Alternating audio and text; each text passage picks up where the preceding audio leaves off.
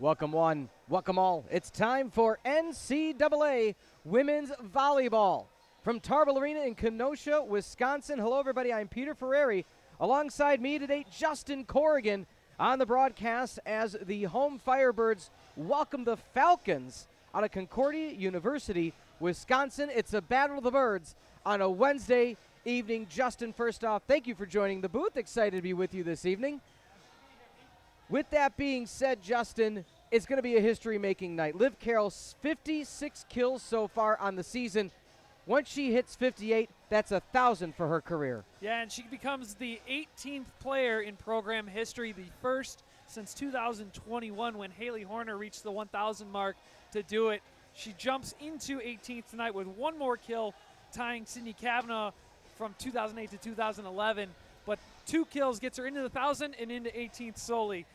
So that's definitely a special moment for her, special moment for this program. Yeah, absolutely. Liv Carroll, one of the senior leaders of this team, arguably, as you saw it there, one of the hardest hitters in Carthage history, one of the best in the CCIW. Now, tale of two teams. Carthage coming into this evening 5-1 overall. Their only loss to a University of Chicago Maroon squad last Wednesday that just happened to be able to go to the distance. They lost in 3 to University of Chicago, but it was a hard-fought battle, had the lead in all 3 sets, just couldn't quite finish.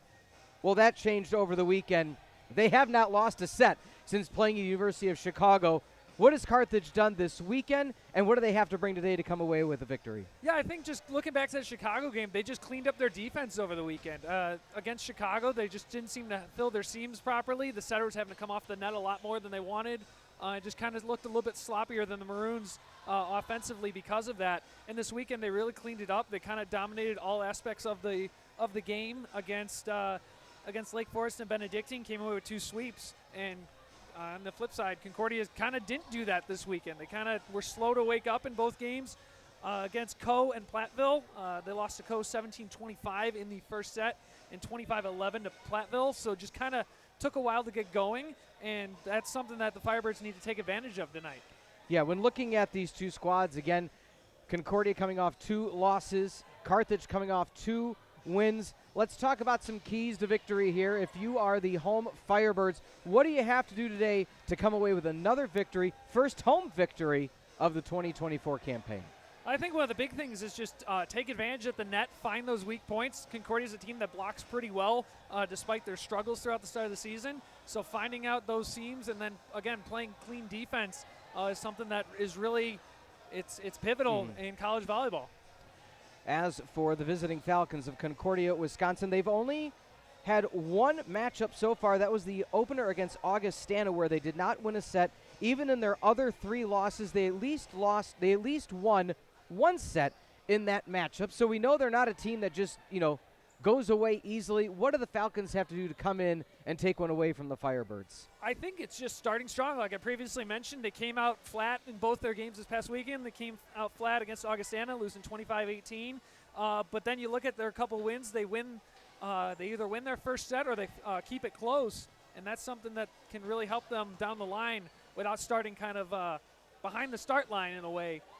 And letting Carthage get away from them early. As for Concordia, Paige Stickney, the kill leader for the visiting Falcons, 62 kills. She's averaging 2.3 kills a set.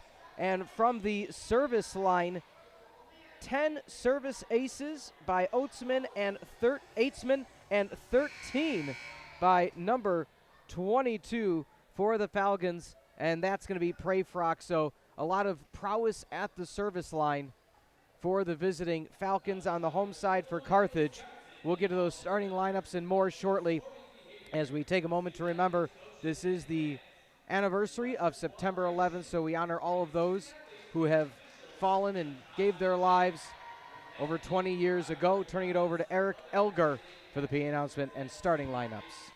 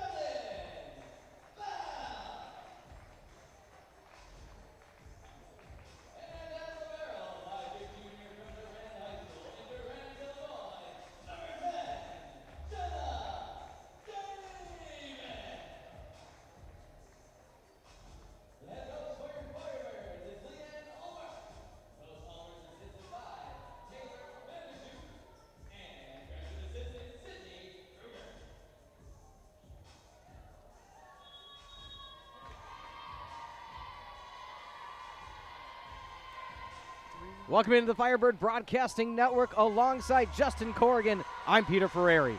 The battle is about to begin, and let's go through some of these starting lineups. Let's start with the home Firebirds. Yeah, so starting right off with who we previously mentioned, Liv Carroll looking for 1,000. She's going to be a heavy hitter right at the front with that cannon of an arm.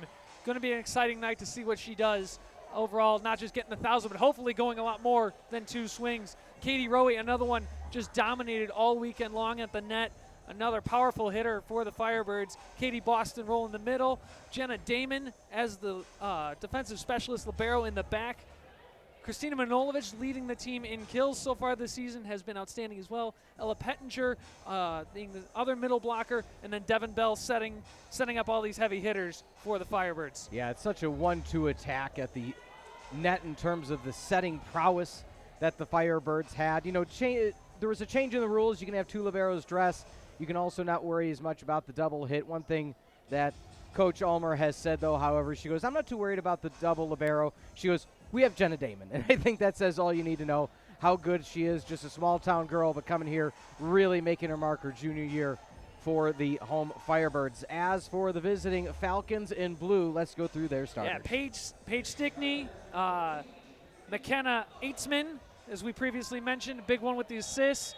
Mackenzie Benter, Noelle Smith, Izzy Lutz, the libero, Abby Prayfrock, another one we previously talked about, and Skylar Comfrey. So the first attempt on the serve by Manojlovic is a service error.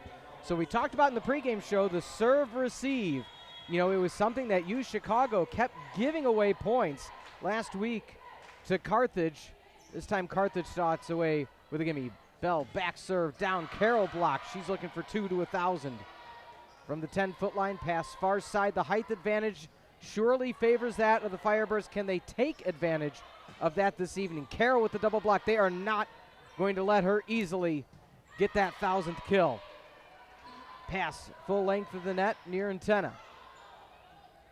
Damon, Carroll goes for the directional set to the back row. Nice job picking that one up.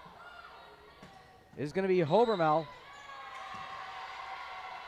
And a long rally favoring the Falcons. They're up 2-0. I believe they called in the net on Pettinger on that one. So back to serve now is the aforementioned Hobermel out of Brookfield, Wisconsin, the pride of Brookfield East, the junior. Double block and breaking through the first point of the evening, Katie Rowe, the senior out of Shepherd High School. Yeah, Rowe just fired that one through the double block, as we talked about in the pregame. That's going to be one of the keys tonight. This Concordia team blocks fairly well.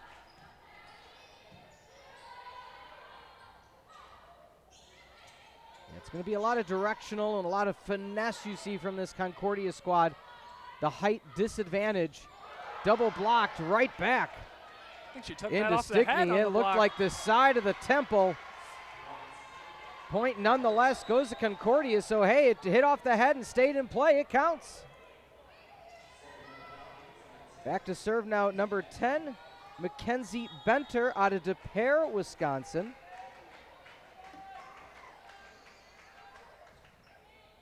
A service ace on the year.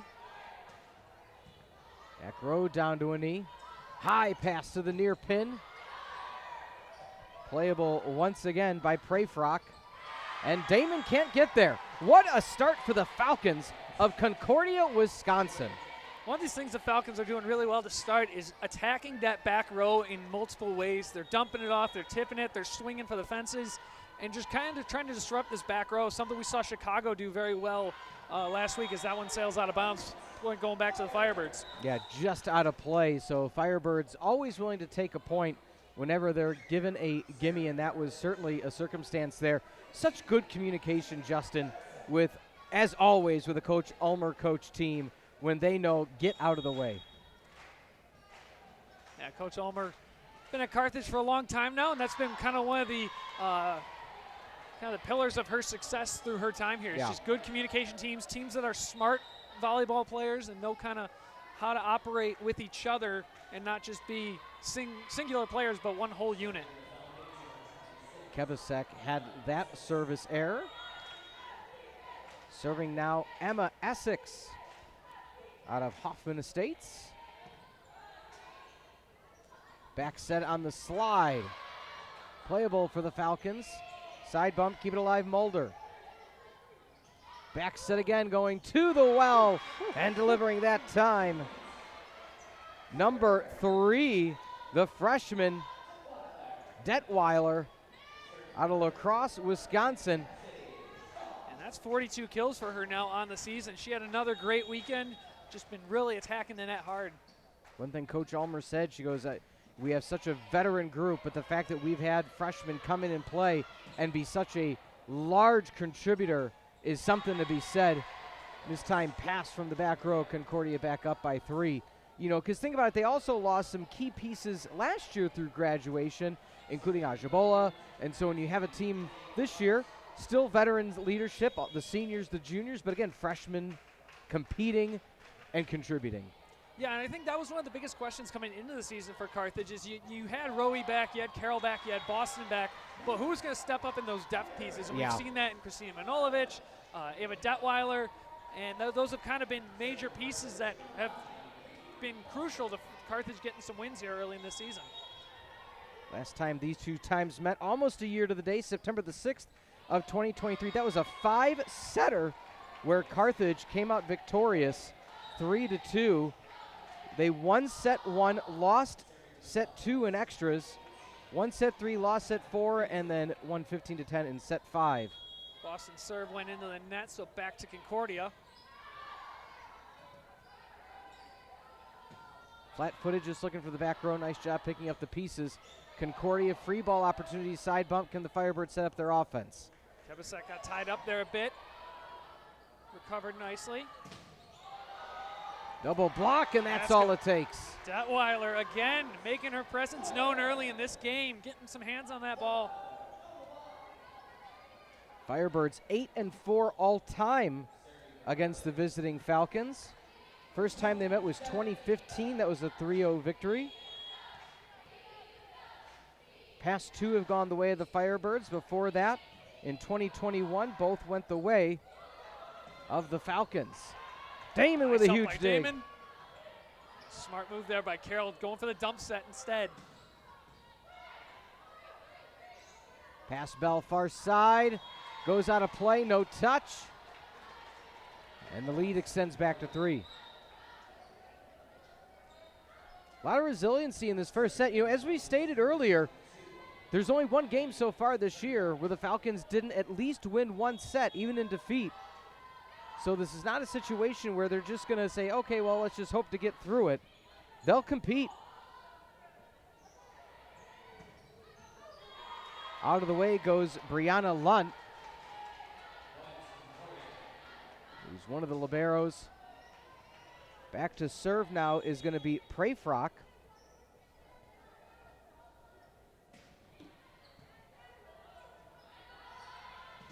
Liv Carroll has, anytime they pass to Carroll, that double block is there. It's very Bill Belichick of just take away your best player and let everybody else beat you. And right now they are just saying Liv Carroll will not beat us. Yeah, very much double coverage heavy on Carroll. They know that she's been one of the leaders of this team for years now, not just this season, but they are putting everything they have at her to make sure that that ball does not cross the net. Olovich. Ooh, ooh. Hardest hit of the evening. Who else? Tima Noilovich out of Skokie, Illinois. What a hit. Leading the way with 71 kills so far going into tonight. Manolovic has just been a crucial part of this offense. Triple block attempt. Off the net set. That's kind of what we were talking about before. Trying to clean that up is going to be key for the Firebirds down the stretch of this season. 2 players, side bump on the free ball. Not a clean set so far for the Firebirds. And there's that block over the middle. Tools all the way out of play. And Coach Ulmer may be needing a timeout soon. Last game against UChicago, she only usually waited till 3, maybe 4 points to be down. We're at 5 right now, so maybe she's just letting them play out at this point. Yeah, I think that kind of goes to the respect she had for Chicago in that game. She knew how big that was, how good that Chicago team is. Maybe she's trying to see if they can bounce back here early, teach this team how to battle a little bit more without needing the timeout. Carroll almost had 999. There's Rowie. Instead, it goes to Rowe. Tool time. Yeah, back to within 7 to 11. Yeah, it is. I'll tell you, for a non-conference matchup, Justin, it's really impressive that the Falcons say, "Where's Carroll?" Double immediately. Out of play, another service error. Uncharacteristic evening thus far for the Firebirds from the service line. Yeah, that wind's definitely coming out of the south the way that ball's traveling right now. Serving now is Mackenzie Binter. Woo. Out of play, Jenna Damon just quickly brings that right shoulder back. A little dodgeball action there from Damon to make sure that one goes out. And again, that's the communication we talked about. That's the prowess of Coach Ulmer year in and year out. You know that regardless of the talent on the team or what positions may be a strength versus another, the communication, the court awareness is going to be second to none. Potentially playable at the net, tipped over. Back set, looking for back row and just dropping it in. What awareness by Detweiler yet again, the 5'9" freshman. Detweiler just making every opportunity she has count tonight. Well-placed balls across the net, well-timed blocks on our side of the net, and incredible outing for the freshman so far. Yeah, I mentioned fourth leading kill getter for the Firebirds already as a freshman. Leading the way is Manojlovic. Right behind her, Rowe, Carroll, and then Detweiler. Fifth on the team is Boston. Damon, good dig. Set, far pin, should be open. High off the double. Quick one, set, Damon with the submarine dig. Textbook. Back set, back row. Directional set up in the sky. Through the double block, long rally here at Tarble. And just flat-footed from the back row, a little bit out of system yet again. Manojlovic just had to send it over. A little bit of miscommunication so far today. Yeah, she was out of place there due to other players kind of being in her way, and then tried to just roll shot it to the back line, and just not enough flick on the wrist. Ball sails out of bounds. Off the double tip. Near side hitting the net and falling. That stays in. Point's going to go to the Firebirds. Interesting that, the score 14-10. Coach Ulmer really just letting them play here in set number one. It could just be a mindset of, hey, once we hit our groove, we know we can take advantage of some of the aspects of this Falcons squad. Quick set. Right hand down, out of play almost. And that's been the luck of the Falcons today, that there's been a player just on the spot. Off the double again, into play. Nice job up with the right hand lunge. She wasn't able to keep it in play. Firebirds back to within 3. Manojlovic needs to send a thank you card on that one. I think that one was heading for the seats. Take a point any way you can.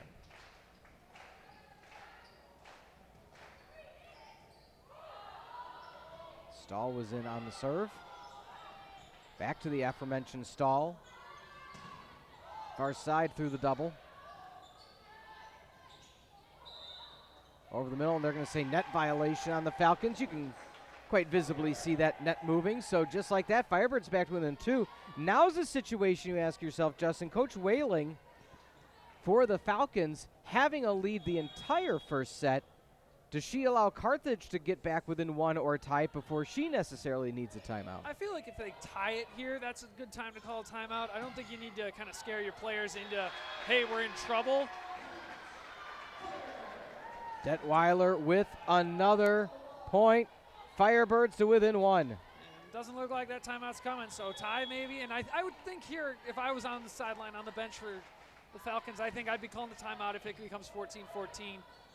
No need to risk blowing a lead when you're traditionally not the best in the first set and you're actually having a good set. Damon couldn't get underneath that one. And as I like to say when calling CCIW action, if Jenna Damon can't get to it, not many people can. Jenna Damon's been in excellent piece in the back row for the Firebirds all season and all of last season as well. And a poked over chicken wing to keep it alive. Stahl couldn't play it off the net, just a misguided attack across the board. Concordia extends their lead back to 3. And that play just kind of blew up from the beginning. It goes back to that initial pass factor. If you don't receive it well, you don't put it in a good spot for the setter, it's hard for Kevasek to find her target. And there she kind of had to rely on Boston to kind of use that length to find the ball. Ended up leading to a broken play for the Firebirds and a point for the Falcons. Back set, Damon just has to swat at it from the 10-foot line.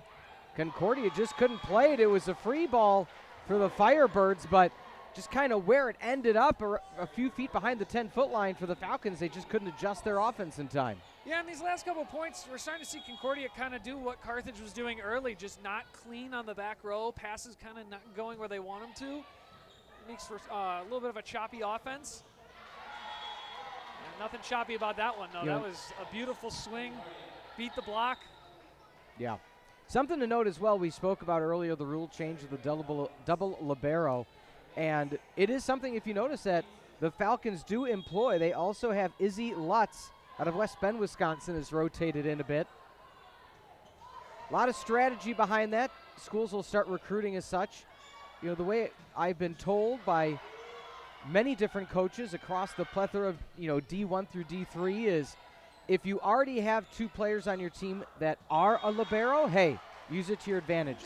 But if you only have one true libero, or you really focus on the one libero, such as Carthage does, not necessarily the time to mix it up. That's something to potentially recruit for the future. Yeah, for now, if it's not broke, don't fix it. And kind of Carthage has benefited from that, as Damon's been perfectly fine running this show on her own. But if you have 2 and they both work well and they're both leaders on the court, might as well use them. Good block by Carroll. Yeah, she's trying to find any way to get on that board. Still a goose egg for the kills. Down the line, just out of play. Concordia back up to 3. That one must have come off the hand a little weird. It hooked left almost immediately off her hand. Got around the pin, but missed the block and went out of bounds. Back to serve, Prayfrock, one of the serve specialists for this Falcon squad. Back row, Prayfrock returns. Good idea trying to go back corner there, reset their offense, give your defense time to bounce back. Pettinger mistimed over the middle. Carroll tries for the block. Damon. Bell far side. Firebirds kind of taking the approach of if you're going to keep doubling Bell, we're going to go elsewhere. And the Firebirds come away with the point. Back within 2. It's got to be frustrating I mean, again, these are professionals out there in the sense that Liv Carroll has had 998 kills in her career. The 1,000 mark will come. But to me, it would be frustrating knowing you've had so many attempts and they just, they're doing everything they can to take you out of the game. That one stays in right before that back row. Yeah, and I think that's kind of a thing with any sport. You're trying to hit any milestone. You know it's there. If it's in your head, it just becomes that much harder to actually do it. And it adds a factor in too if the other team knows it's coming too. But they don't want to be the ones to give that up. Just as we said it, Liv Carroll, 999. Carroll there tying Tiffany Thorsell, class of 06. Correction, Sydney Kavanaugh, correction of class of 2011 at 999, 18th in program history. Let's get one more right here, Liv. Come on. Pass far pin.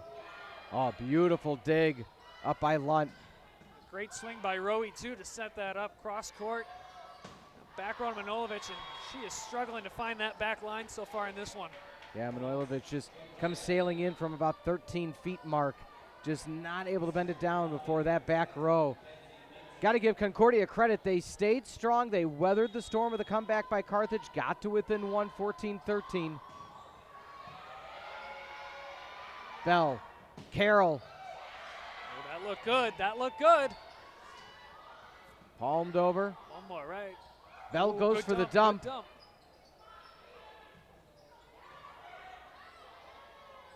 Bell goes far side.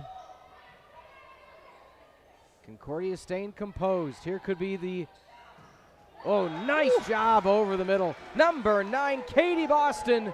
More than a feeling, and the Firebirds are back to within 2. That was a beautiful swing for Boston on a quick setup. Right off the blocker. Easy kill, easy money for the Firebirds.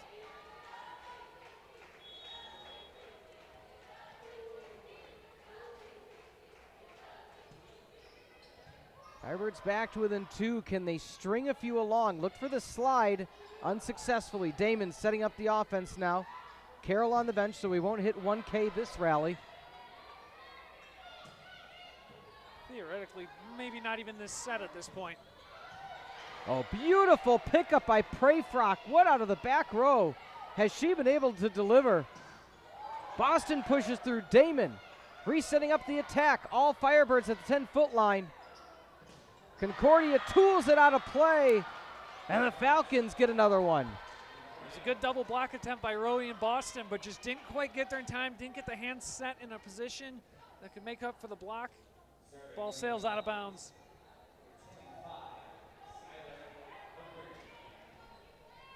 In to serve, Skylar Cumpry out of New Berlin, Wisconsin. Back set, trying to push through to no avail.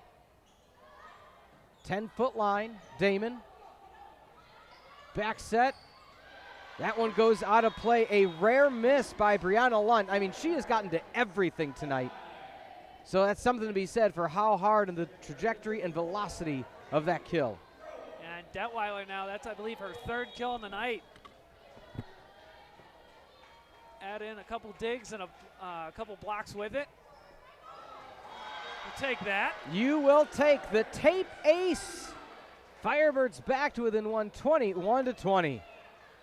I talked to a coach many years ago, a good friend of mine, and I said, Coach, do you ever practice the tape ace? She said, I will never tell you if I do or don't. I said, okay, all I need to know. So that's a yes, right? Like that's a wink, wink. Yeah, kind of I took it as a situation. yes. She said, if I had, more or less, if you have servers that are really good at the line drive shot, might as well just aim for that white line, because if you hit it strongly enough, it'll hit and the net will fold over. Here's that second libero, Izzy Lutz. The roll shot from Manolovich there. 3-ball over. And the Firebirds respond. Back set, Tool. Bust out the chainsaw. The Firebirds need one to tie it up. They've been in this situation before. Can they deliver?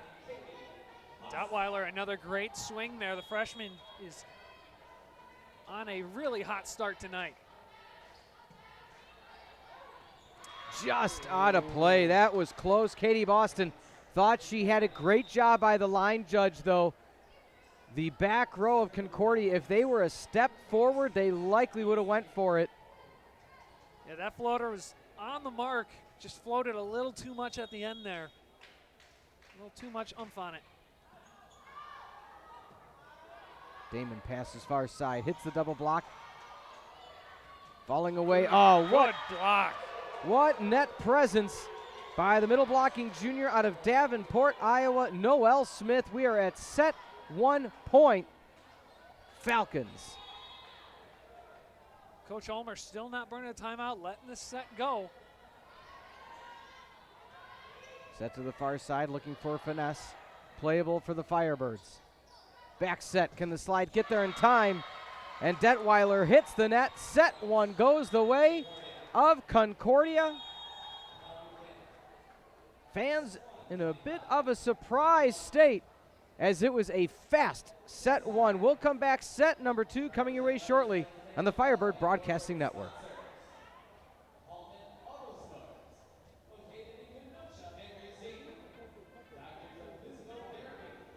Being a student athlete at Carthage, you get the best of both worlds, honestly. You get to learn, grow in the classroom, and then also be a part of the sport that you've fallen in love with since you've been playing it. You get the one-on-one support from the teachers, and then you get the help from your teammates as well. the athletics teams here at Carthage, they're like really good.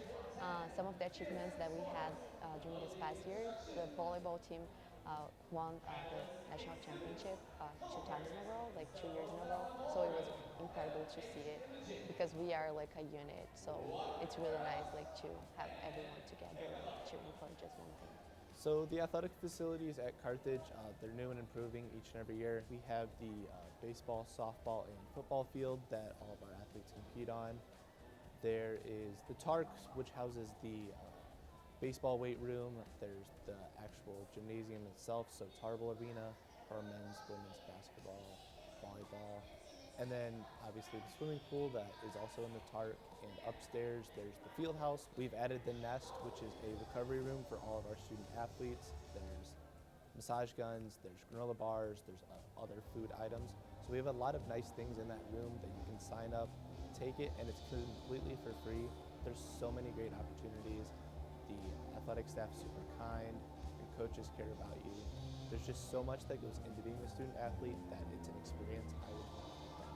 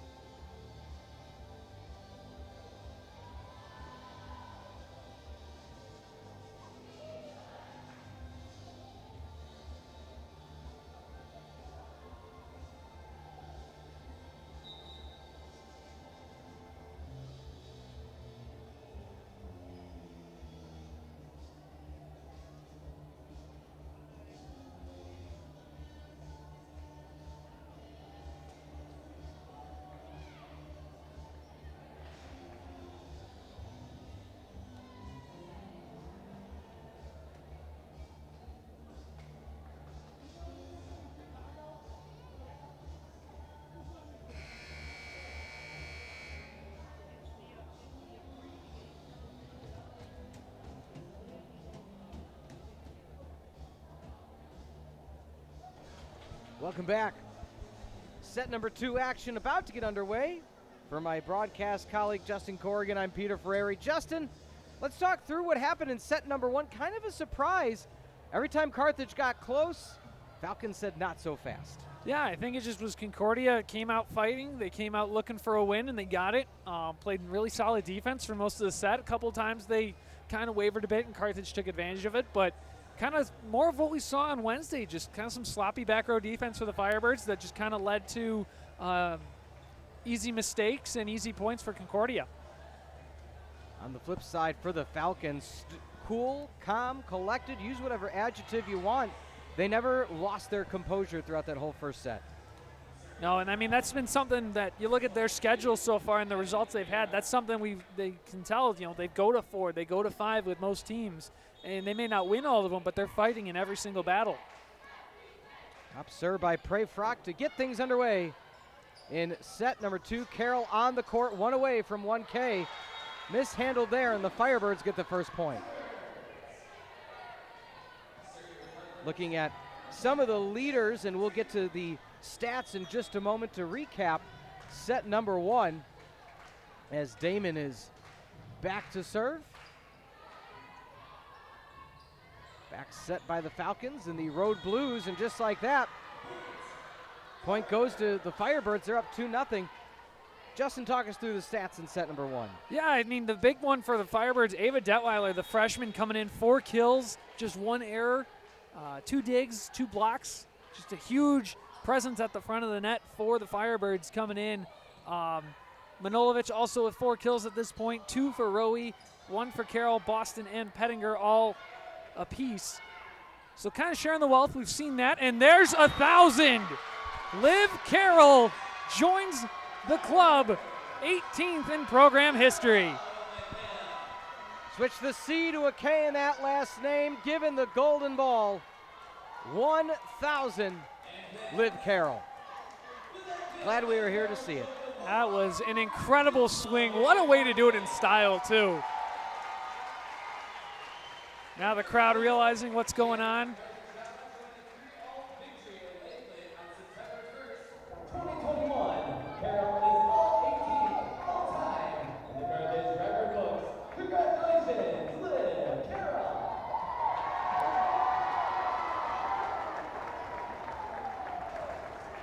Great job by the PA announcer, Eric Elger, to talk about 2001, the first kill for Liv Carroll. Here we sit September 11th, 24, 1,000. And that'll wake the Firebirds up now. The pressure's off for the milestone. Now let's go win the game. That's not going to do it. Yeah, right into the net goes the kill attempt by Manojlovic. Not going to get them all, but this is the type of start you wanted if you're the Firebirds, though. Start with that momentum. They didn't have the momentum to start the first set. They kept trying to come back, just couldn't get over the hump. You know, and that's something, nice block over the middle by number 3, tallest player, Paige Stickney, for the Falcons. And that's something to keep in mind. The only player that even reaches the 6-foot mark besides her and Anna Bohr, who hasn't been in the contest yet today. And I think that bears mentioning when it comes to the height of some of these players. Firebirds haven't been able to take advantage. Yeah, and it's kind of unusual for Concordia to be as good of a team at blocking as they are. 1.7 blocks per set coming into tonight. For how small they are, you'd think they'd be either a taller team or a team that's not as good as blocking. So that vertical, that plays definitely plays a role in it. That's the near side approaching with the right hand. Carroll uppercuts it with the right hand. Was playable. It stayed on the side of the net of the Firebirds. Couldn't quite get there. So it was 3-0 Firebirds. They celebrated. Now it's a 3-0 run for the Falcons. Took the momentum out of their sails, unfortunately. Kind of going back to last set, Cumpry leading the way for Concordia with 3 kills. Smith and Bohr also had 2 each. So they're also sharing the wealth quite well. Yeah, Liv Carroll thought she might have had the tip there. Didn't quite get the call, and just like that, a 4-0 run for Concordia. I think the most alarming stat, looking at what we've seen so far in this set and going back to last set, 8 errors for Tina Manojlovic so far on her own, 12 for the Firebirds. So that's something that needs to get cleaned up if the Firebirds want to keep rolling in this game. They need their top swinger back. Yeah, Skylar Cumpry, arguably the hardest hit by a Falcon this evening. A 5-0 run, and this is where another point or two you may see a timeout. It's not just how many points, it's the style in which it's happening and the run that's allowed it to happen. But why not answer right back and stop me what I'm saying? Tina Manojlovic delivers again. There we go. There's already cleaning up, bringing that hitting percentage back up a little bit. So now Kevasek comes back in. Kevasek's older sister Shannon's actually on the 1,000 career kill list. Shannon did it back in 2019 with 1,088 kills. Oh, the left hand sailing through, no touch. Thought she might have had it. Was number 10, Mackenzie Benter. It's always an adjustment when you're going against a lefty. Tied up at 5. We were potentially moments away from a timeout, but 2 quick points has even things up at 5 apiece. From the 10-foot line, breaking through to the other side. Concordia comes away with it, number 25 against Skylar Cumpry. What a game she's had so far. Yeah, and Boston just a little late on that block, tried to slap up at the ball, and that's how the ball went off the hands, ending the little run for the Firebirds. Good block of the net, and ooh. Damon couldn't get to it, so Cumpry again. Yeah, it was 3-0, tied at 3, 5-0, 5-5, now 7-5, and pretty much it's been a game of runs. Concordia trying to string along and able to get an ace. And outstanding this might play. Be the moment, I think it is. Timeout for the Firebirds. Yeah, you know, Coach Ulmer's seen enough. Yeah, that is an 8-2 run if you add it all together. Concordia leading 8-5. Again, for Justin Corrigan, I'm Peter Ferreri.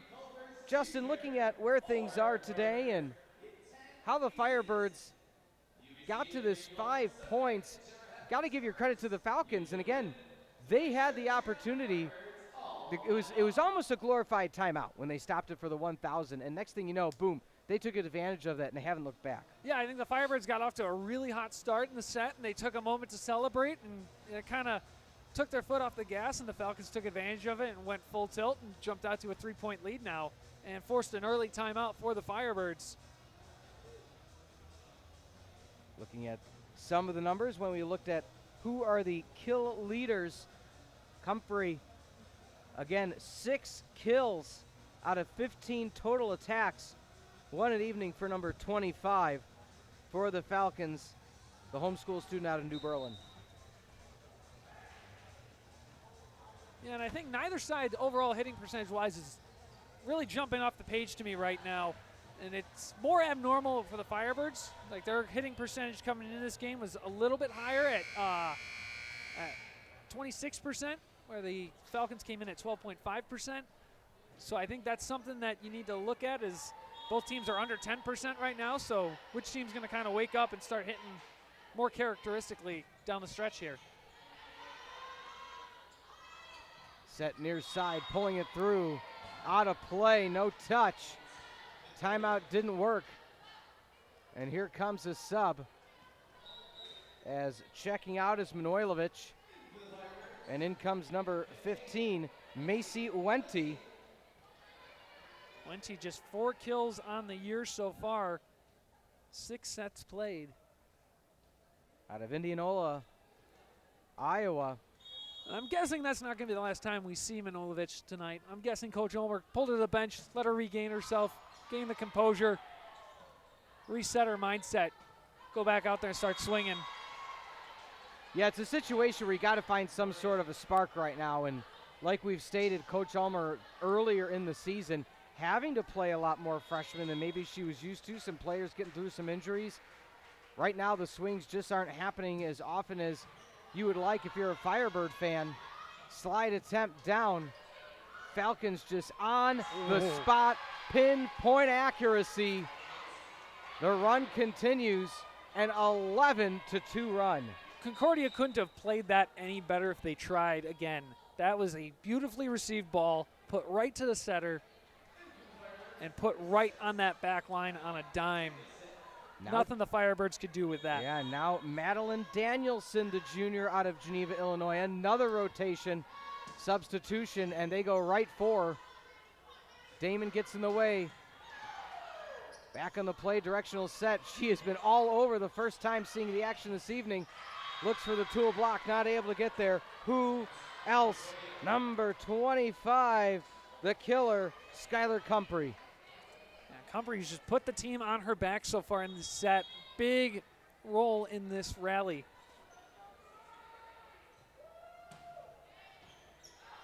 Back row, they went right for her again. Block, still alive. Back set. Pass to the near side. Not able to hit it. My goodness.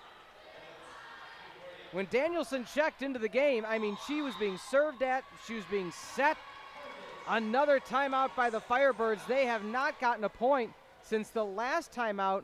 It is a 13-2 run, uncharacteristic game, or I should say at least an uncharacteristic set for the Firebirds. They just can't find their composure in the second set. Yeah, they've gone cold ever since Liv got that 1,000, and that's kind of been a tough thing for them to get past, and they're kind of trying to switch up their personnel a bit, bringing in Danielson and Wente, but just nothing seems to be working right now. Yeah, I think when you look at it as well, I was asking some staff before the game, what do you think about this game? What's it going to look like? And you know what the response was? We don't know. Because, again, this is a Concordia, Wisconsin team you see once a year, non-conference team. Last time you played them was a year ago.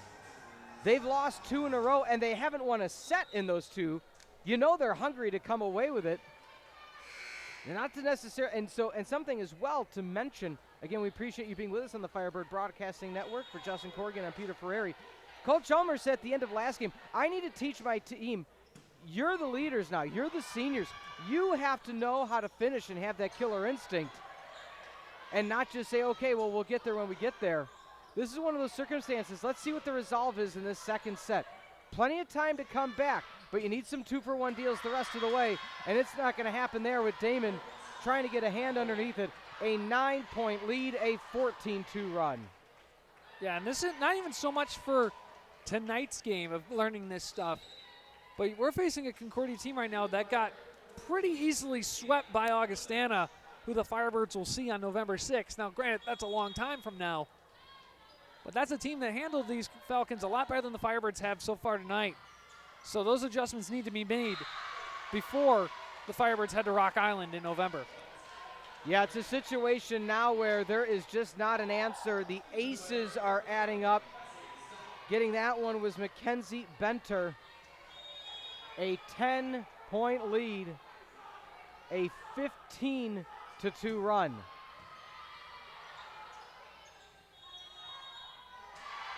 I venture to say this is the largest deficit the Firebirds have seen this year. Don't quote me on that, but I don't remember falling behind Chicago by 11. No, nothing has been this close. It's not much to say at this point. The hits aren't coming. The serve receive isn't on point. It's a good ball by Damon. There we go. And there you go. All you need is one. Now, with the firepower that this Carthage team has, one side out can change it. Manojlovic not only gets the kill, coming in with the serve. Now's the time. Can you get a run? I have seen comebacks bigger before. It all started with one. There's the block. Fans starting to get back involved. Katie Rowe rowing down the river. Rowe came out, checked out of the game, and checked back in quickly there. Just, again, a quick breather, quick mental reset, and back in, making an effort. Ooh. Off the double. Good job punching up. Hits the rafters. Free ball still alive for the Falcons. Back row, no tip. Go, keep battling. There you go. That's 3 in a row. If you're the Falcons, you got to think about this two ways. How many points do you allow before you decide to take a timeout to stop any momentum? Playable, just ricochet. And, you say to yourself, if you're from the vantage point of, the broadcast, it's like, oh, how come they couldn't get to it? When that is directly above your head and it hits the rafters and comes back down exponentially faster, easier said than done to make that adjustment. Yeah, your mind and your body are going one way with the ball, and all of a sudden it hits something, it changes rotation, gravity takes a bit more of a force on it, and it comes down a lot harder to read. And speaking of a good read, that was a perfect back line shot. 4-1 run for the Firebirds. They need to keep it up. I was talking to another coach, ironically enough, just the other day, and they said that 17-10 is the mark they always tell their players.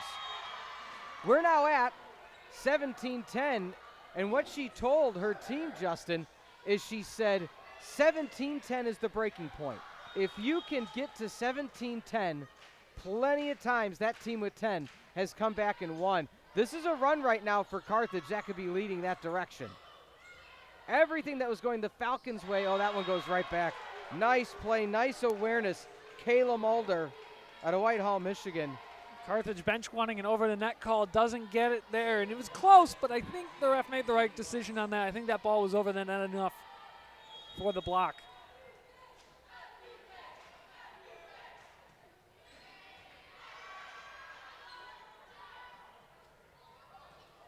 Good roll shot for Rowe there. Beautifully placed, split the defense.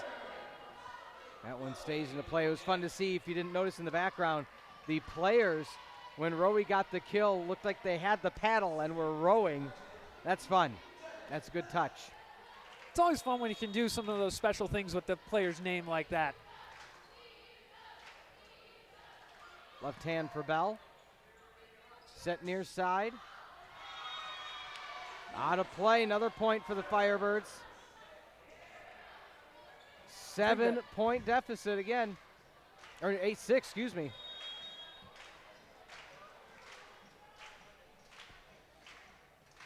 Falcons bench trying to motivate their team. With Carroll, just had that roll off the palms, not quite what she wanted. Yeah, Carroll just didn't get her hands set in time, and that ball rolled off the fingers the wrong way. Fortunately, nobody for the Firebirds in the back row in position to handle that error. Eitzman checks in out of Reedsburg, Wisconsin. Good swing by Penninger. Back bump on the free ball. Can the Firebirds set up their attack?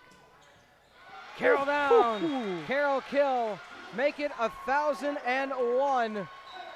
Back to within 6 we go. Firebirds still have life.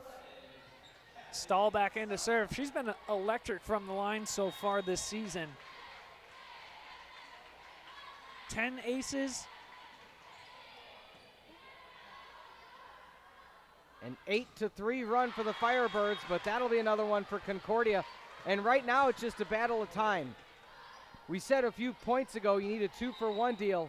Carthage needs it, and they need it now. Some 2s, some 3s, some 4 runs to get back into this one, just as the Falcons took their early lead. Now, not to look too far ahead, but if the Falcons come away with it, the Firebirds fully have the capabilities, Justin, to reverse sweep. Oh, 100%. So how much momentum can they get? And that is a huge miscommunication there, as you see Bell saying, my fault, as it literally fell between Damon and Bell. Yeah, Bell is the setter there. She's got to be more communicative, got to be louder so that way Damon knows whether or not that's her ball or if she needs help. Nice up by Damon. Went for the double block against Carroll. Bell kind of tips it up to keep it alive. Blocked over the middle, playable. Joust.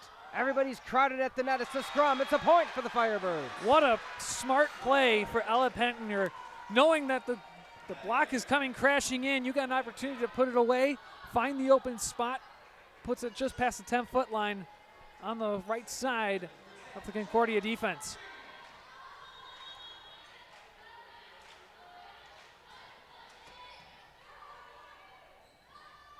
Back set, left hand. Damon couldn't get to it. Concordia needs 3. Lead extended to 8. And Firebirds just struggling to get their blocks timed up together right now when they go for the double. Concordia's taking advantage of it with a lot of tool time. What a swing! Oh, Nelly. Number 9, Katie Boston, out of the dirty south of St. Louis, Missouri, delivers a absolute haymaker. And Katie Boston, she's great blocking at the net as a middle. Could you imagine what she could do as a hitter on the outside with her length and her swing power? It just shows when the Firebirds are clicking, such a diversified offensive attack. Nonetheless, Damon can't get to that. They're down to 2. One thing we're seeing tonight with the Carthage defense where they're struggling is that back row isn't quite confident in each other with their seams. You know, we're seeing a lot of balls coming kind of over my shoulder. I don't know if the person next to me is going to be back there to go for it. I'm just going to stick an arm up and hit it up. Oh, a very well-placed ace there. Set point. What a great job bringing the ace party out of the sleeve. Mackenzie Benter again. A ferocious serve, multiple aces. So far, that lefty that just rotates it, so hard to retrieve. Nice up, good pancake. Oh, the line judge said it hit down. Carthage gets the point nonetheless. Goes out of bounds, ball don't lie. So the R1 and R2 said it stayed in. The line said it hit the ground, but nonetheless, Firebirds get the point. Type of momentum can the Firebirds get to try to close out set number 2? High up by the Falcons. Nice save. Even at this point, you don't win this set. Just go out fighting, go out swinging, and ooh, that's not how you want to go out. Challenging set nonetheless. 25-16. Can the Firebirds find a set victory to send it to 4, or will the visiting Falcons out of Concordia, Wisconsin sweep the home Firebirds? We'll find out when we come back on the Firebird Broadcasting Network.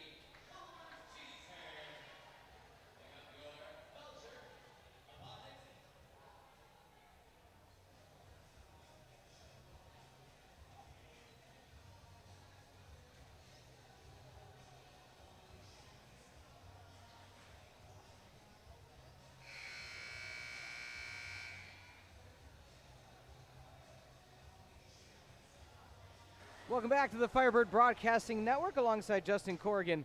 I'm Peter Ferreri. Let's start with the accolade once again. Liv Carroll, 1,000 kills, was handed a golden volleyball. Tip your hat to one of the best to ever wear the red, white, and black. Yeah, Liv's been stellar her entire career here, and tonight really capped off a great milestone for her, and she's not done yet. There's plenty of Firebird alums ahead of her that are within reach to jump up on the all-time list. But still just an incredibly special night for Liv and for her teammates to kind of come away with a milestone like this. Looking at her career stats, 251 kills her first year in 2021, 367 in the 22 season, 324 in 23, and then 59 now, if you include the 3 tonight, to get to that 1,001 that she stands at right now. Want to remind everybody, we always say when we get to the third set, stick around for the post-game show on the Firebird Broadcasting Network. Coach Ulmer will join us in the booth to discuss the contest, win or loss. So we appreciate you joining us immediately following the broadcast. And it's plays like that, the composure on the court, that have the Falcons up 2-0. Yeah, no sweat trying to get to that ball. That was a great ball and a great swing there by Katie Rowe to get the point. But that Concordia team, they're just making flawless efforts to keep the ball in play, and it's something that's given them an advantage over Carthage tonight. Back to serve is Damon. Can she spark anything for this Firebirds offense in set number 3? Oh, that one snaps just behind the back line. Detweiler again.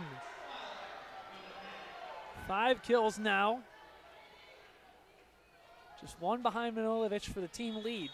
And that's a situation too, Justin, where can that be the ignition? Can that start the potential of a reverse rally? I know Coach Schomer and anybody would say you need to win one set first, and so can they find that first one? Again, set 1 to recap didn't start out with a lot of optimism, a lot of momentum. Couldn't quite find their groove. Were always coming from behind. Couldn't finish. Set 2 started out hot 3-0, and then just no easy way to say lost their way for most of the second set. Let's see what can happen here. Tied at 2 apiece. Yeah, it was almost like they had an opportunity to utilize Liv's 1,000 mark and just came out flat instead after it, where they lost focus and Concordia took advantage of it. High set to the near pin. No touch, out of play. Carthage with the 3-2 lead. As we say, you'll never find it's rare you'll find a Firebird in the wrong spot with that in or out call. And you see it again there.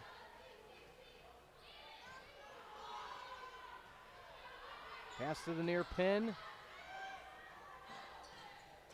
There's something that Carthage has been struggling with, not just tonight, but something all season so far, is just those digs and passes that come up and they get a little too close to the net to either let the opponent get an attack on it, or the setter's got to play it out of the net and not get a solid attack set up. Yeah, the pass from the back row, usually one of the strengths of the Firebirds, just hasn't been that successful this evening. Let's see if they can tighten up the screws on that front.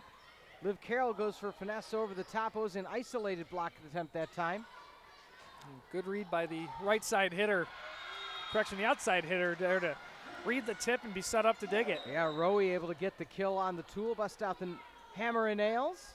Stahl back to serve. Stahl, one of the rotational serve specialists.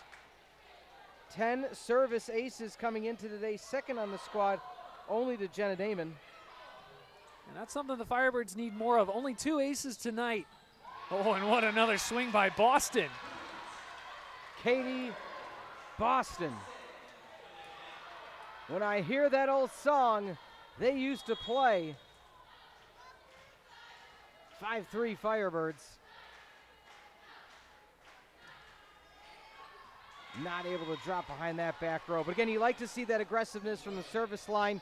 When it's one of your best servers, you say keep on swinging. Yeah, and Stahl's not going to worry about that at all. Sometimes with her serve, the way she aims for that back line, sometimes it's going to go out, sometimes it's not. Damon underneath it. Set far pin off the double.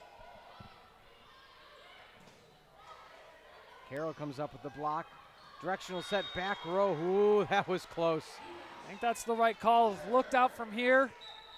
And I mean, line judge was right there. Yeah. I don't see how you mess that up. Yeah, R2 and the line were, hundreds of feet closer than we were, so. Danielson serving. The front row, sometime. We saw Danielson in the front row in set 2.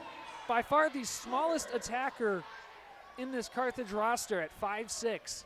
Freshman listed as both an outside hitter and a defensive specialist. Officials today, the R1 Tim McKinnon, your R2 Tom Cody, doing an outstanding job this evening. They're going to call over the net on that against Concordia. 8-4 Carthage now. And this is what we've, not to say we talked before the game, but before the game, this is more so what we expected early for this Firebird squad. To come out swinging, to come out bringing the heat. They're doing so here in set number 3 on a lifeline. Good read by Carroll there to save that play. Free ball over from Manilovic.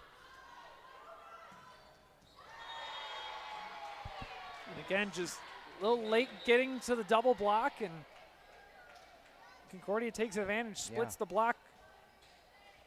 Danielson coming in for a few rotations as well. She subs out. Danielson getting a lot of playing time here. And again, those are the type of calls you got to make if you're Coach Ulmer. Who's going to give us the best chance to win each and every point? What a swing for Carroll. Kind of just roped that along the net. Went front row, avoided the pin. You take the points any way you can, and right now, Firebirds up by 4. Make it 1,002. Who's next on the leaderboard? Like, you mean who can live catch next? Yes. Let me bring that back up right here. Oh, I'm sorry. I thought you still had it up. No, I believe it's the last person to get it, I believe. Let me scroll back here. It's not too far down. Bell with the left hand. So she passed Kavanaugh when she hit 1,000. She now is going after Tiffany Thorsell, class of 2006, with 1,014.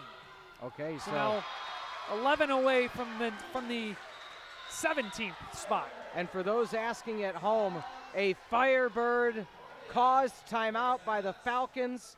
What a third set.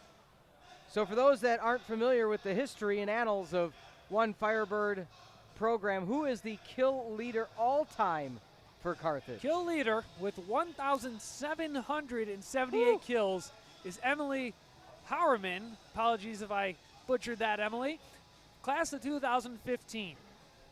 She has the second place on the all-time kill list, beat by over 200 kills. Yeah, that's a lot of kills. Let's look ahead now at the upcoming broadcast schedule, Justin.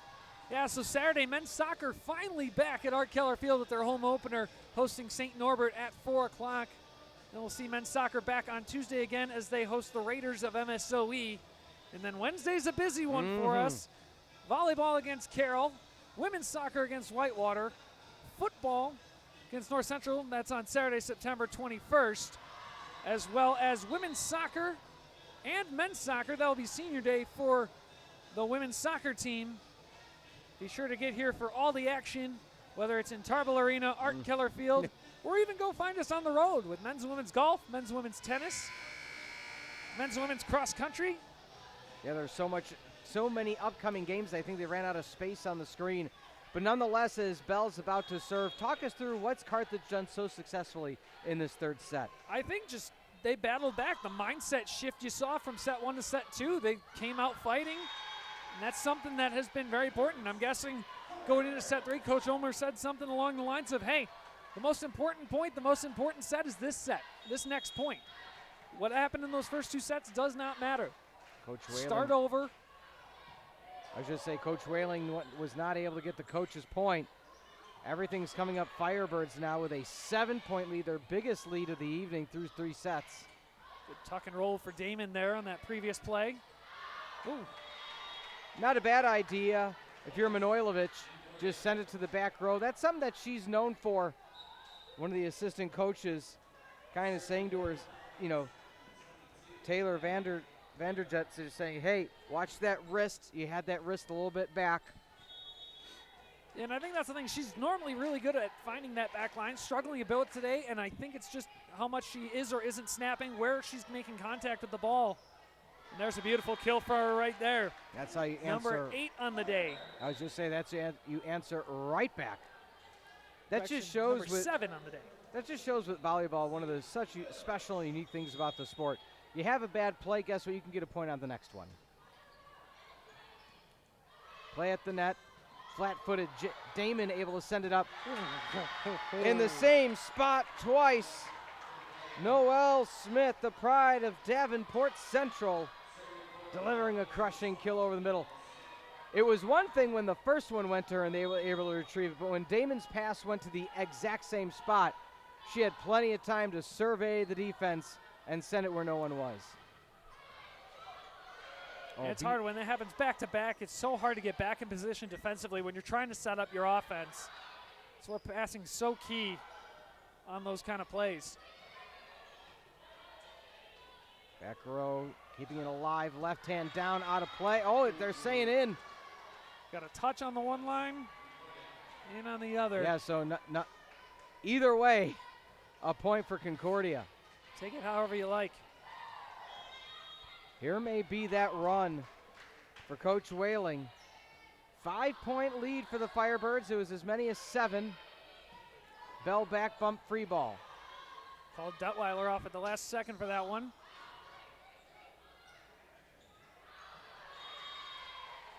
Another point for the Falcons. Coach Ulmer made it a timeout.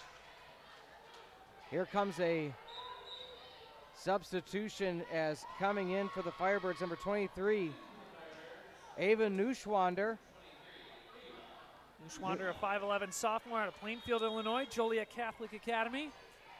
Good old JCA Lady Angels.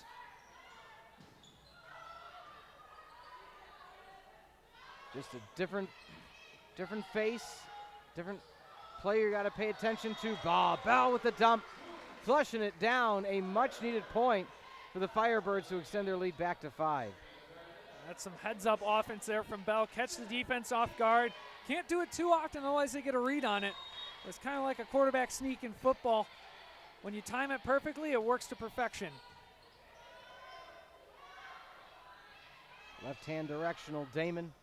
Bell with the left-hand uppercut, and there's just that floater right back toward the net. This time, Paige Stickney out of Menominee Falls able to deliver. Concordia not going away quietly in this third set. They want the sweep, because I think, and this is how I would feel at least, Justin, if I'm in an opponent's gym on a ceremonial night for Liv Carroll and know that I'm already up 2-0, I want to finish it in the sweep, because any sort of momentum you give them, they could take it the whole way. Yeah, absolutely. I mean, any volleyball match you're going to want to walk in and go with 3-0 sweep, but on the road it's especially more important, especially against a team that's got a better record, has been playing teams a lot better down the stretch. Again, heads up. Just the awareness of the Falcons to not lose their composure in any situation. You see it again there on the free ball. Absolutely incredible. And luck's going to run out as Boston gets the kill. So close for Brianna Lunt. Again, multiple times throughout that set when it went to the side of the Falcons, you felt, okay, well, that's going to be it. That's going to be it. They just wouldn't let it go. Firebirds back up to a 6-point lead. It was quite the effort, though, for Concordia. 3 straight times having to kind of hit around the floor, reset defensively. Looking for the slide to no avail. Carroll goes for it over the double block. Falling away. Firebirds looking for their attack. Far side, down, kill. Now to get there is Prayfrock in the back row, and there is that vaunted 17-10 lead for the Firebirds. And that was a beautifully set up ball. Great swing by Rowe. Split the seam, found the point. I think Carthage has woken up in this one. Maybe a little too much waking up. Yeah, that one a few feet out of play along the back. Call that a broadcaster's jinx right there. I'll take responsibility for that one. Well, now here's that situation.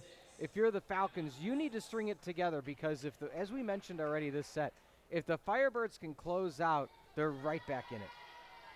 Absolutely, and I think especially this team with this crowd in this arena, the reverse sweep doesn't seem so far out of the question if you take this set in commanding fashion. Emma Essex checks in to be one of the serve specialists. Double block, out of play. Point Firebirds. Close but no cigar. So front row hitter, that's always a nerve-wracking one. Just kind of watching, hoping it's going to land out, and it does. Pays off for him, and everyone saw it. Everyone within a 10-foot radius of that ball had their hand up, signaling out. Maybe not the Concordia people that were in that radius, but definitely the Carthage people. So the middle switch. Oh, covering her mouth in disbelief, Katie Austin said, "Did I do that?" Was going overhand, switch to underhand, and just like that, a 8-point lead for the Firebirds. Biggest lead of the evening throughout all 3 sets, forcing the second timeout for Whaling. And Katie Boston came up for a swing. Ball ended up in a different spot. She kind of underhand smacked it over the net. Lucky lucky drop hits the ground, and she says, whoops, there it is. Right now, looking at the leaderboard, Rowie Manojlovic and Detweiler all 7 kills apiece. On the flip side for Concordia, 9 for Comfrey has really led the charge. Any other stats for you, Justin, stick out? So far, I think right now the big one is just 14 digs for Damon's really kept him in it. Again, not every pass has been great, but it's been clean for the most part on the back row. I think we're taking a look. Total attempts on swings. You mentioned Comfrey leading the way, and she's leading the way by 9 swings with 26. Stickney's the second most at 17. Manojlovic, the most swings on the night, though, for either side with 27. Fortunately, 10 of those errors, it's been a little costly for the Firebirds, but she seems to be cleaning up a bit here late in the third set. Up serve right hand. Nice back set for Carroll. Can she take advantage? And she can. I happen to be up here, we call it the perch, and just had the perfect vantage point to see Carroll deliver that kill. I mean, it split 6 outstretched arms. And that ball had a weird rotation on it, too. It kind of spun.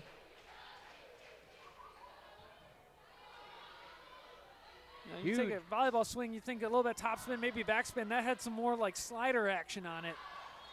Carroll tries to use that bit of finesse. She couldn't quite get it to drop on that far sideline. Firebirds 5 away from winning their first set of the evening.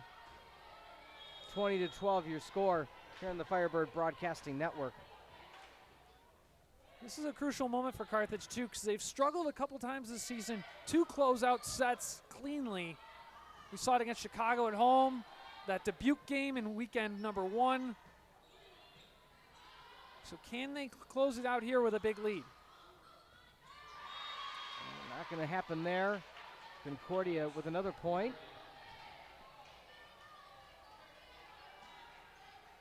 Yeah, what's happened too in this third set is a lot of those points that were just mesmerizing court awareness by the Falcons, you know, the bounce going their way, but also the skill set and awareness to be ready for where the ball may bounce, just isn't quite falling in their direction in this third set, and Carthage is taking advantage. Yeah, and I think that happened a little bit more for them in the first 2 sets. You know, they were making the plays, and Carthage just was getting the unlucky bounces, the unlucky swings.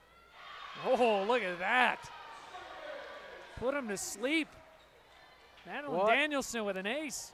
We're seeing Danielson getting some significant playing time here in this contest, and for just cause. No stats on the board minus that ace, but has been all over offensively and defensively. That time she was in no man's land. She was the only one within 5 feet of all directions. And she seems to have taken the serving responsibilities off of Boston here late. Probably definitely a strategy move for Coach Ulmer. But being, again, a 5'6" defensive specialist that can also play the front row, that's a safe bet to make if you're Coach Ulmer.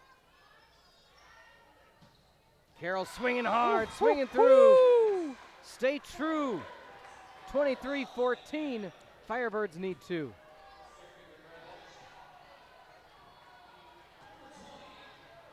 Bell now back to serve.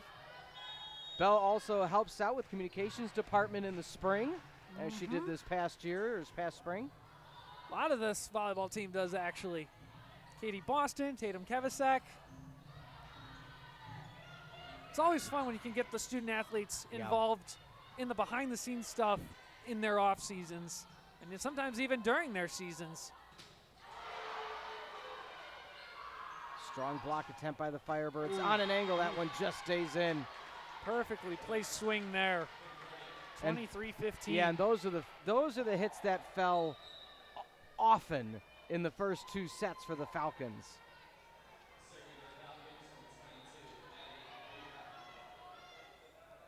And now is Preyfrock, one of the best serve specialists on the court this evening for both teams. Bell set far side, tipping over. Looking back row, and that just stays in. Falcons fighting back. All right, if you're Coach Omer, when are you taking that timeout? I would say the 20 mark. Because you need 2.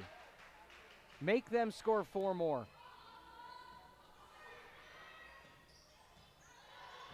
I think at that point, that's what, 6-0 rally? That would be a good time. Side bump on the free ball. Can the Falcons take advantage? Back set, double block, still up. Damon on the ground. Just an underhand flick of the wrist. Interesting rotation right now, and I think that's what's kind of throwing the Firebirds off. Coach Omer's going to take that timeout now, and I think that's a really good move. Carthage just seemed really out of sorts those last couple of points. Yeah, Cut that momentum early. Yeah, you bring up a great point. I think if that point would have ended differently, maybe they would have kept it going, but in this circumstance, great call, Justin, with when they call it. Let's look ahead for this Concordia squad. Who do they have coming up after today? A busy next few days as they welcome number 16th ranked Milliken on Friday. Saturday, a doubleheader against Wisconsin Whitewater and UW Stout before heading back home on Tuesday against Rockford. So that is a lot of volleyball in a short amount of time. Yeah, not a lot of easy volleyball either. None of those teams are pretty much anything to bat an eye at. Milliken just hopping into the rankings this week. It's going to be a fun matchup between them and Carthage later in the season. The Wisconsin UW teams are never easy ones to get by. And even Rockford, conference foe, not an easy one. Yeah. 5 games in 7 days. No other way you'd like it, though. And I think that's another huge thing for this Falcon squad. If you're able to pull out a victory against Carthage, that's so much momentum to take into the future in this next 2 set of games because they have so many in a row. And I think, too, especially you come in, and that's somebody's in the net there. Yeah, it looks like it's going to go against Manojlovic. You come in here, hypothetically, they come back, they close out this set, they get the 3-set sweep. You got a 3-set sweep over a team that receives votes. Then you've got 2 ranked opponents back-to-back days. This is the energy you want to have coming into that tournament. Set to the far side, blocked back. That was Damon Bell pinball action. Off the arms of Damon, off the back of Bell, back into the arms of Damon before she could even react. The air is leaving the sails right now for the Firebirds. They got to get a point.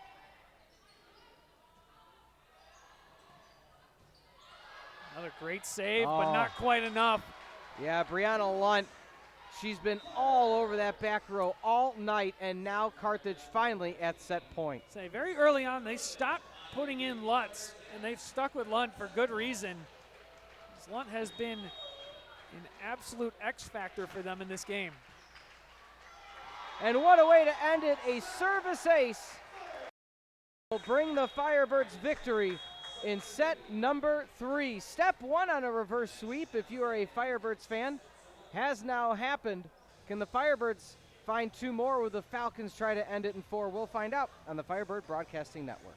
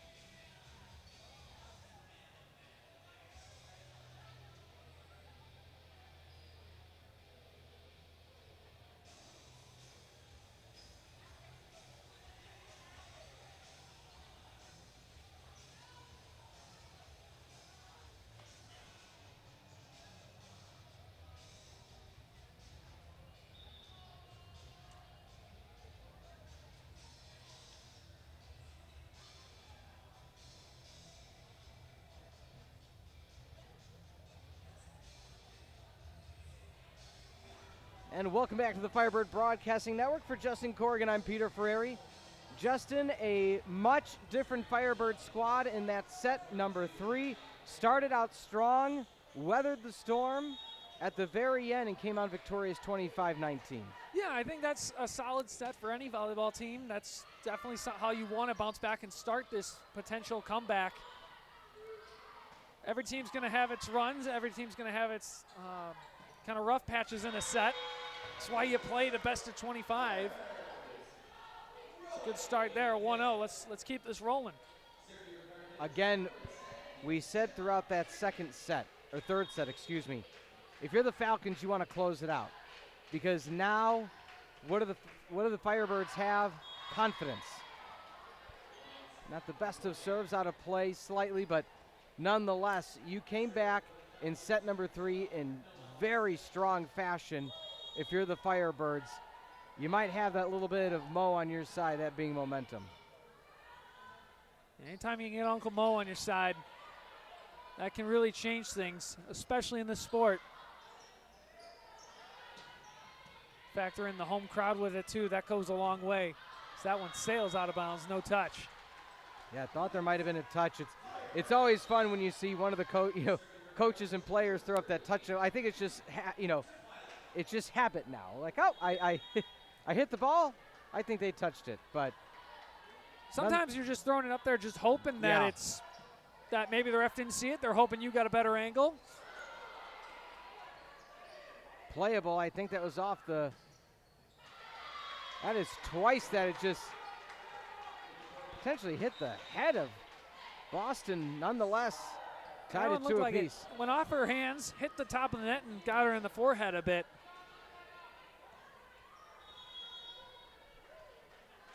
Back to serve now, the lethal lefty of Benter. Again, gets the ace. She is causing all sorts of fits with that left-handed serve. Yeah, Manolovich just got a bad read on it, put it up into the rafters, came down where no one else could get it, despite the good effort there by Jenna Damon. Mackenzie Benter once again out of Fox Valley Lutheran.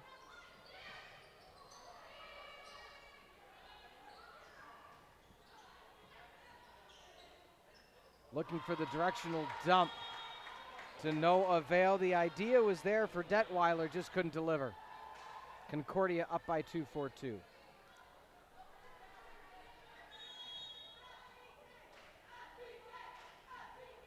Early in the set, but if you're the Falcons, this is who you want at the service line. Just outstanding play.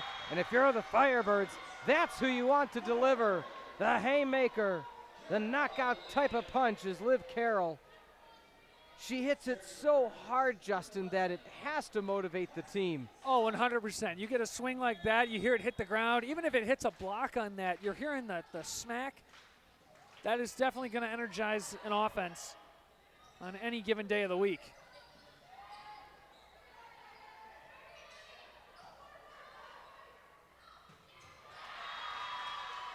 Speaking of another energizing swing there, Stickney with another one. If the Falcons are able to come away with this one 3-1, it's going to be an interesting post-game show with Coach Ulmer. Again, stick around, win or loss, because you saw time in and time out throughout the game and throughout the match what Carthage is able to do. They just couldn't. It's not even per se faults that they made. The Falcons were just a half step ahead on each and every return, each and every free ball. And the longer the rallies went, it kind of favored Concordia. Yeah, and I mean, unexpectedly, we're seeing a lot of the same stuff we saw against Chicago last Wednesday.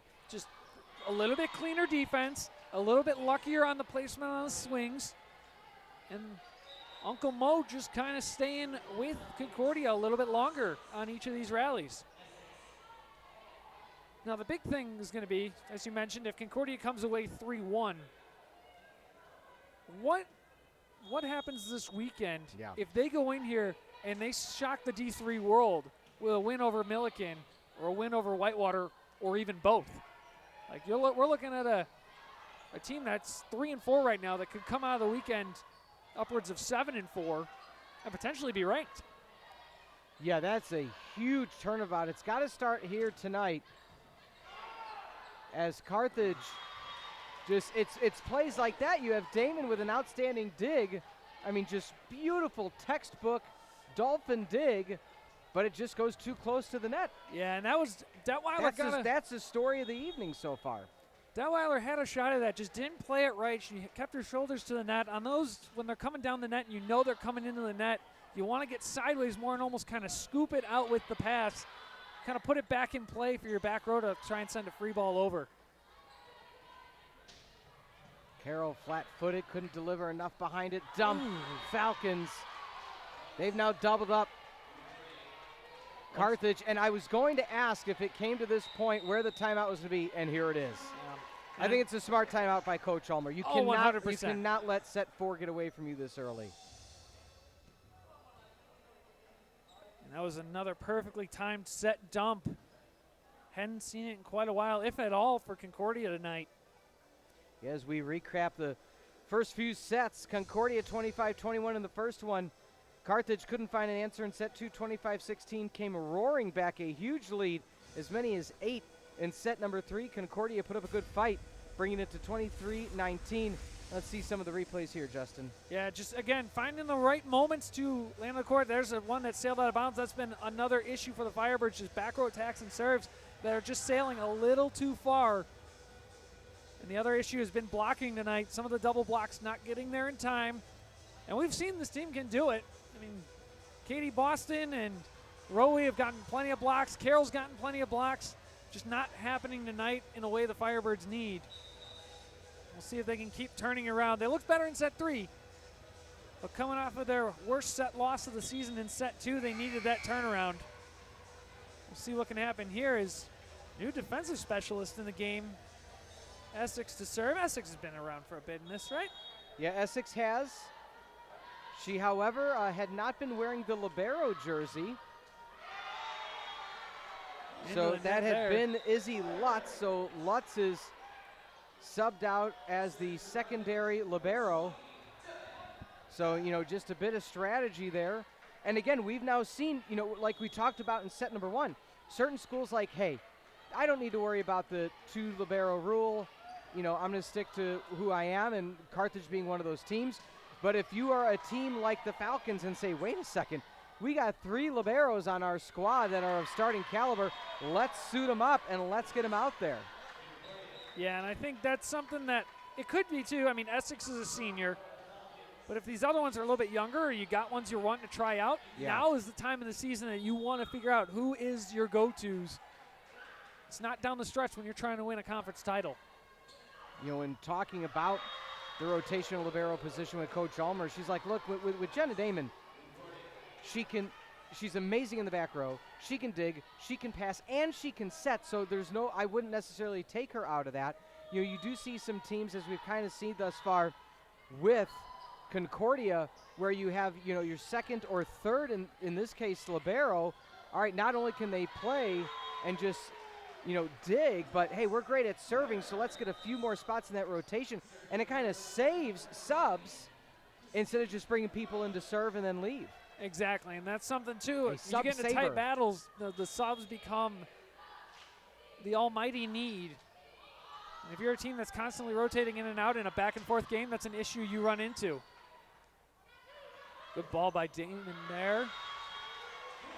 Out of play, Carthage back in 3. You know, I did hear a coach recently also say, when discussing the rule changes, it's one of those things that has such significance that every different coach I've spoken with this year, it's one of the questions I try to get. What are your thoughts on the 2 major rule changes? And, you know, one coach did recently also say, I wonder if down the road then that may be a sub-limit rule. They may, you know, would they ever consider lowering the number of substitutions in the game because now you have 2 liberos? So, you know, again, nothing wrong with any rule, just as many coaches have said, adjustments to make the game better, faster.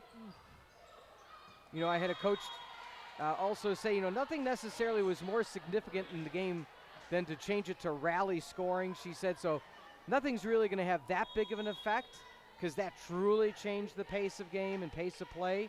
But small changes like this, you know, eliminating the double hit, it just makes the game go faster. more points at a quicker pace, and it's better for the viewer and the player. Yeah, I think taking out the double hit too. As that one gets blocked out of bounds. Rowie thought she had the line, just not enough, and another timeout for Carthage. But taking out the double hit, I think, takes a little bit of the human error out of it from the ref's point of view. Yeah. It makes their life a little bit easier. Sure. Because a lot of times those double hit calls, they're up in question. Somebody's not happy with it. Yeah. Sometimes, you might not call one and someone wants them. So it just kind of takes out that human error aspect and kind of makes the game, move a little bit faster and keeps everyone else a little more happy. Go figure, I had a conversation about it this summer, this time with some officials, and I asked them how are they calling the game differently.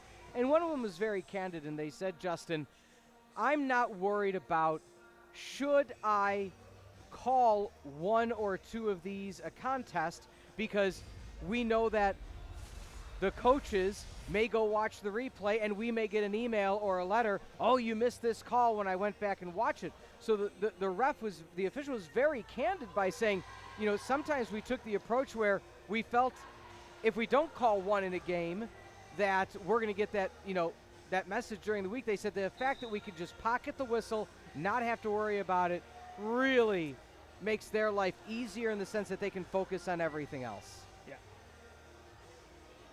Interestingly enough, I told that very story to a coach, and they were kind of taken aback, like, well, why are they worried about what we would say, without necessarily realizing the effect coaches have in that conversation with the officials and the staff?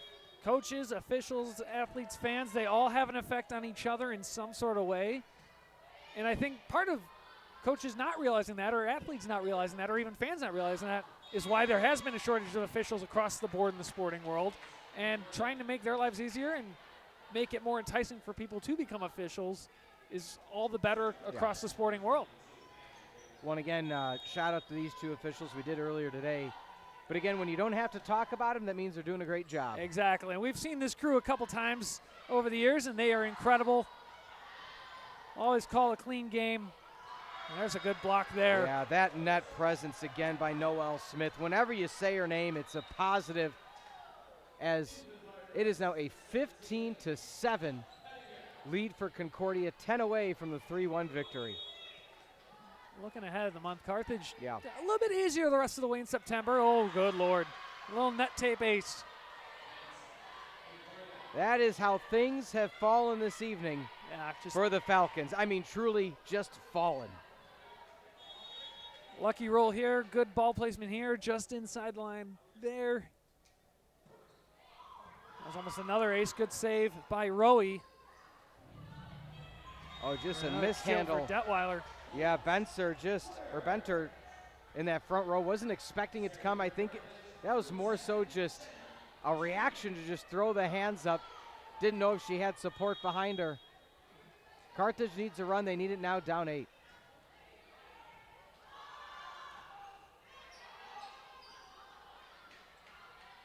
Utilize this free ball here. Rowie. Oh. And that's just that net presence and the luck of the fall by Benter. I'm not trying to take away anything from the Falcons, but truly every bounce, for the most part, have gone their way. And that's just another circumstance where a beautiful tool. But again, practicing to win, practicing in these type of situations surely is what allows you to have the confidence to turn that luck into skill. Yeah, and again, we saw in that one there as Boston sent that out of bounds. But going back to the previous play, kind of what I mentioned before with the presence of knowing where your teammates are at and trusting them. You saw Rowie just kind of react and stick the arm out. Damon was right there, ready to field it out cleanly and set up the next play. There's a good kill there.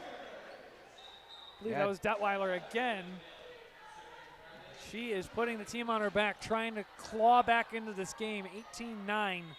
Yeah, right now, Carthage as a team, 5 aces. Benter herself with 4.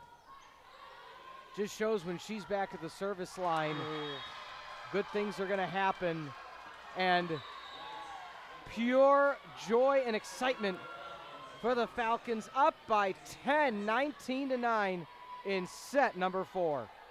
And again, when you can come into somebody's house, somebody who's 5-1, receiving votes in the AVCA poll, and do this, it sets up, well, not only for your next game, but for the rest of your season. You're going to take this and you're going to ride it. Yeah, it's going to be an intriguing post game again with Coach Ulmer seemingly in a few points right now if things can sit around for the Falcons. Just say, hey, what do you happen and how do you regroup for the weekend? Because you can't let something like this get to you. You know, maybe it's a situation where, all right, you let it settle in tonight, you wipe the slate clean, you're not going to see him again this year. This isn't a conference game.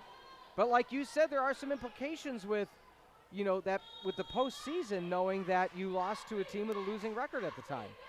And then on the flip side, do the Falcons then turn this into a huge momentum swing positively? That's not before Liv Carroll delivers another hammer. So they're not going out of the way without a fight just yet, but I think if you're the Firebirds and if you don't pull this out tonight, you suddenly become Concordia fans this weekend. I think you want them to take one from Milliken or Whitewater, maybe even both, just to try and strengthen your schedule, that power index. That way you look a little better come postseason, trying to decide whether or not you may get a role in the tournament on the assumption that they don't claim the conference title in the auto bid. And they have the ability to do so. They just have to string those points together, keep the momentum going where they want. Not able to get there. In the back row is once again Cassidy Stahl. Falcons need 3.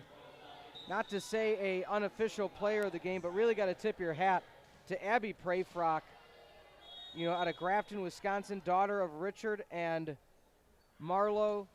3-time all-conference honoree in high school. Just an outstanding game defensively. Coming in as a defensive specialist, just put on a clinic from the service line. Yeah, it's been an incredible game for her, and I think we can't overlook giving another shout out to Liv Carroll, hitting 1,000 kills and going above and beyond with that tonight. I mean, she's now at 8, third for the Firebirds behind Detweiler and Rowe. That serve goes into the net, 23-12. Yeah, that'll be fun to see, Justin, as the season progresses and Liv's final campaign here as a senior, how far up she can get in that leaderboard. Can she crack the top 10? Absolutely. Let's see, where is 10 right now?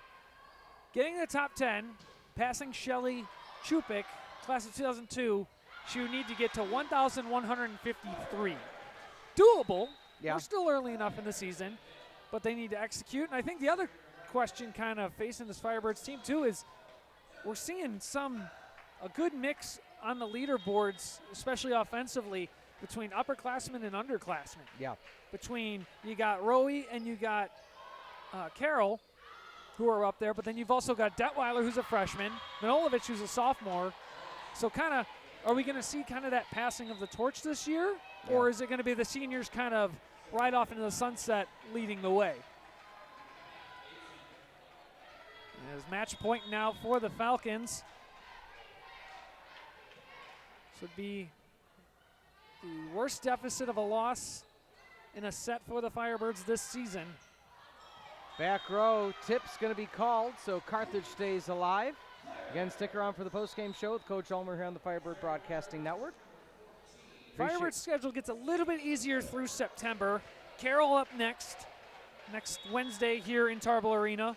Then they go to the Pointers Invitational where they'll see Concordia, Minnesota, Stevens Point, and Wisconsin River Falls. And then they'll close out the month with North Central here in Tarble Arena on the 25th.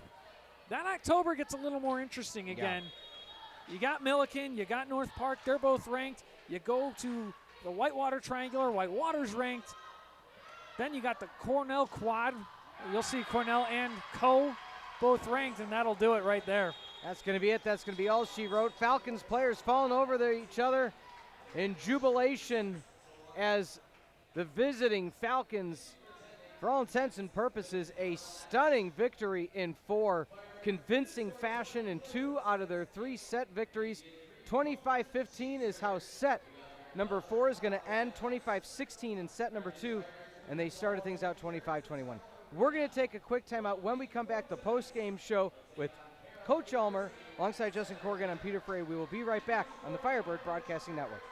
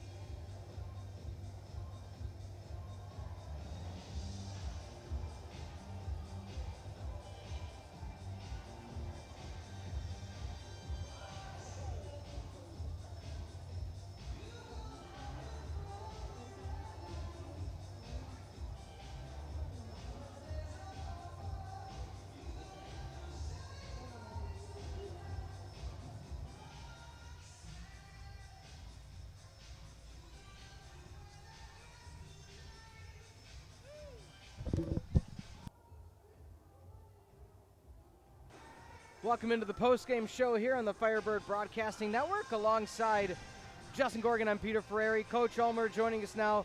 Coach, wasn't quite the output that was expected. A huge weekend. Yep. Since you were last home a week ago, it was 2 sweeps in a row. What kind of happened tonight? Yeah, that's a great question. Yeah. I wish I had the answer to that. We just certainly didn't look like ourselves at all out there. Yeah. We struggled. Our hitting percentage, I think, was like 050. We made so many unforced errors to start the match. We're usually a pretty good serving team. We've been an aggressive serving team. Our passing's been really good. I thought our hitters struggled to find the court. They had some, we'll give them some credit for all of that, right? Oh, yeah. But, the only set we kind of looked like ourselves was in set 3. And then they came back at us again. Our serve receive was really lacking tonight, and I thought we just didn't better the ball a whole lot all night, which we've been doing a really good job at that, and it's just disappointing that we couldn't pull ourselves out of it and figure it out. So I think our best player out there was Ava Detwall. The freshmen seemed to handle it all better, which is disappointing when we have an older team. And we should be able to handle those kinds of runs and reset ourselves and get back, but we just couldn't seem to find our footing. Yeah. Coach, I'm going to piggyback off that with Ava Detweiler. 10 kills, leading the team on 22 attempts with 9 digs. Yeah. What does it mean when you're in a situation where your upper-class team is struggling? What does it mean to have a freshman that can step up and take the reins on that? Yeah, it's awesome. It's awesome. I think, the team's really proud of her. They love her.